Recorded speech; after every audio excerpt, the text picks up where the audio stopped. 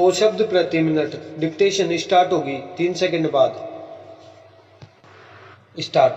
जब से दुनिया शुरू हुई है तभी से इंसान और कुदरत के बीच गहरा रिश्ता रहा है। पेड़ों से पेट भरने के लिए फल, सब्जियां और अनाज मिला, तन ढकने के लिए कपड़ा मिला, घर के लिए लकड़ी मिली। इनसे जीवनदायिनी ऑक्सीजन भी मिलती है, जिसके बिना कोई एक पल भी जिंदा नहीं रह सकता है। इनसे औषधियाँ मिलती है। पेड़ इंसान की जरूरत है, उसके जीवन का आधार है। अमूमन सभी मजहबों में पर्यावरण संरक्षण पर जोर दिया गया है। भारतीय समाज में आदिकाल से ही पर्यावरण संरक्षण को महत्व दिया गया है। भारतीय संस्कृति में पेड़ पौधों को पूजा जाता है। विभिन्न वृक्षों में विभिन्न देवताओं का वास माना जाता है। पीपल विष्णु और कृष्ण का, वट का वृक्ष ब्रह्मा, विष्णु और कुबेर का माना जाता है, जबकि तुलसी का पौधा लक्ष्मी और विष्णु, सोम चंद्रमा का बेल, शिव का अशोक, इंद्र का आम, लक्ष्मी का कदब, कृष्णा का नीम, शीतला और मनसा का पलाश, ब्रह्मा और गंधर्व का गूलर, विष्णु रुद्र का और तमाल कृष्ण का माना जाता है। इसके अलावा अनेक पौधे ऐसे हैं जो पूजा पाठ में काम आते हैं, जिनमें महुआ और सेमल आदि शामिल है। वराह पुराण में वृक्षों का महत्व बताते हुए कहा गया है, जो व्यक्ति एक पीपल, एक नीम, एक बड़, 10 फूल वाले पौधे या बेलें, 2 अनार, 2 नारंगी और 5 आम के वृक्ष लगाता है, वह नरक में नहीं जाएगा। पैरा।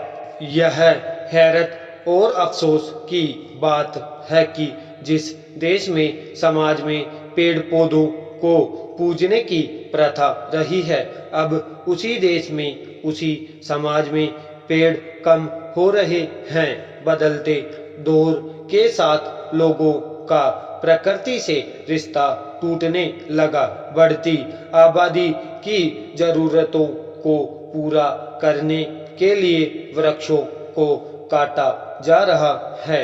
नतीजन जंगल खत्म हो रहे हैं। देश में वन क्षेत्रफल 19.2% है, जो बहुत ही कम है। इससे पर्यावरण के सामने संकट खड़ा हो गया है। घटते वन क्षेत्र को राष्ट्रीय लक्ष्य के स्तर पर लाने के लिए ज्यादा से ज्यादा वृक्ष लगाने होंगे। साथ ही खुशनुमा बात यह भी है कि अब जनमानस में पर्यावरण के प्रति जागरूकता आ रही है। लोग अब पेड़ पौधे की अहमियत की समझने लगे हैं। महिलाएं भी इस पुनीत कार्य में बढ़ चढ़कर शिरकत कर रही है। बिहार के पूर्वी चंपारण जिले के गांव मजार की किरण ने अपने विवाह से पहले 1000 पौधे लगाए। उन्होंने विवाह की मेहंदी लगाने के बाद अगले दिन सुबह से ही गड्ढे खोदे और उनमें पौधे लगाए। पैरा। आज जनसामान्य के बीच एक आम धारणा बनती जा रही है कि बाजार में मिलने वाली हर चीज में कुछ न कुछ मिलावट जरूर है। जनसामान्य की चिंता स्वाभाविक ही है। आज मिलावट का कहर सबसे ज्यादा हमारी रोजमर्रा की जरूरत की चीजों पर ही पड़ रहा है। संपूर्ण देश में मिलावटी खाद्य पदार्थों की भरमार हो गई है। आजकल नकली दूध, नकली घी, नकली तेल, नकली चाय पत्ती आदि सब कुछ धड़ल्ले से बिक रहा है। अगर कोई इन्हें खाकर बीमार पड़ जाता है तो हालत और भी खराब है, क्योंकि जीवन रक्षक दवाइयाँ भी नकली ही बिक रही है।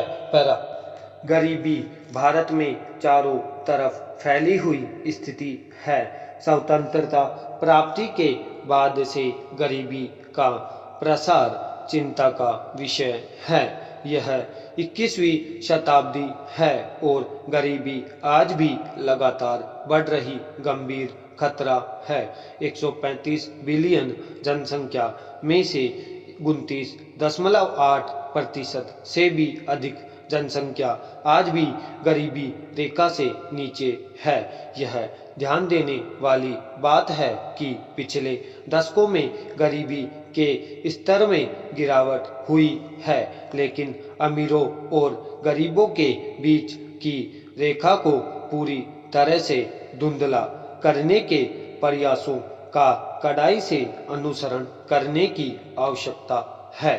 एक राष्ट्र का स्वास्थ्य, राष्ट्रीय आय और सकल घरेलू उत्पाद से अलग यहाँ के लोगों के जीवन स्तर से भी निर्धारित होता है। इस प्रकार गरीबी किसी भी राष्ट्र के विकास में धब्बा बन जाती है।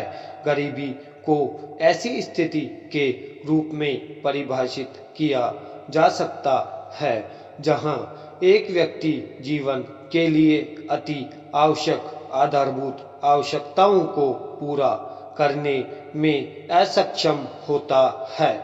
इस आधारभूत आवश्यकताओं में खाना, कपड़ा और आवास स्थान शामिल है। गरीबी वह स्थिति है जो लोगों के जीने के लिए आवश्यक सभ्य मानकों को वहन नहीं करती।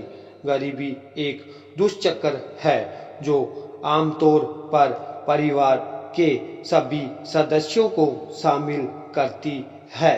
अत्यधिक गरीबी के कारण अंततः व्यक्ति की मृत्यु हो जाती है। भारत में गरीबी को अर्थव्यवस्था, अर्ध अर्थव्यवस्था के आयामों और लक्षणों को ध्यान में रखकर परिभाषित किया जा सकता है, जो अंतर्राष्ट्रीय सम्मेलनों द्वारा निर्धारित कर दिए गए हैं। पैरा भारत के स्तर पर उपभोग और आय दोनों के आधार पर निर्णय लेता है। उपभोग का मापन मुद्रा के उस भाग से किया जाता है जो लोगों द्वारा घर की आवश्यक चीजों को खरीदने पर व्यय किया जाता है, और आय की गणना विशेष व्यक्तियों द्वारा कमाई जाने वाली आय के अनुसार होती है।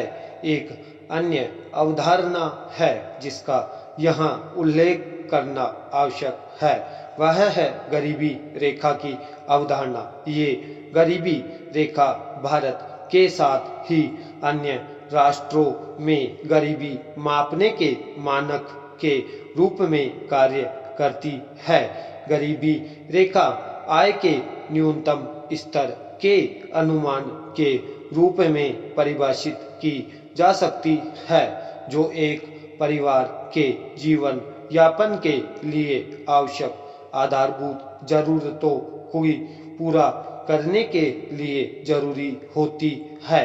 2014 के अनुसार भारत में गरीबी रेखा को ग्रामीण क्षेत्रों में 32 रुपए प्रतिदिन और कस्बों और शहरों में 47 रुपए प्रतिदिन निर्धारित किया गया।